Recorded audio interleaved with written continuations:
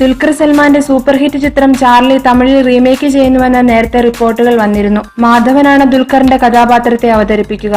AL വിജയാണ് ചിത്രം തമിഴിൽ സംവിധാനം ചെയ്യുന്നത്. ചിത്രത്തിൽ നായികയായി എത്തുന്നത് സായി പല്ലവിയാണ്. സായി പല്ലവിയുടെ തമിഴകത്തെ ആദ്യ അരങ്ങേറ്റം കൂടിയാകും ചാർലിയുടെ തമിഴ് റീമേക്ക്. ചിത്രത്തിന്റെ നിർമ്മാതാവായ ശ്രുതി നല്ലപ്പ് ഇക്കാര്യം സ്ഥിരീകരിച്ചു.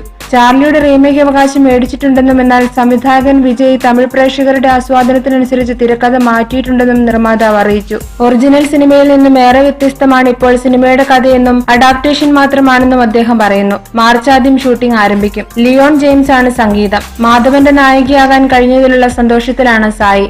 ചാർലിയിൽ പാർവതി അവതരിപ്പിച്ച കഥാപാത്രത്തെയാണ് സായി അവതരിപ്പിക്കുന്നത്. തമിഴിന് പുറമെ മറാത്തി, ബംഗാളി ഭാഷകളിലും ചിത്രം റീമേക്ക് ചെയ്യുന്നുണ്ട്. ഇതൊരു വെല്ലുവിളിയായി ഏറ്റെടുക്കുന്നുവെന്നാണ് വിജയ് പറയുന്നത്. സിനിമയുടെ പ്രമേയം ഒന്നു തന്നെ ആയിരിക്കുമെങ്കിലും അവതരണത്തിൽ മാറ്റമുണ്ടാകുമെന്ന് വിജയ് പറഞ്ഞു. തമിഴ് പ്രേക്ഷകർക്ക് കൂടി രസിക്കുന്ന തരത്തിലുള്ള മാറ്റങ്ങൾ ചിത്രത്തിൽ വരുത്തുമെന്നും വിജയ് പറഞ്ഞു.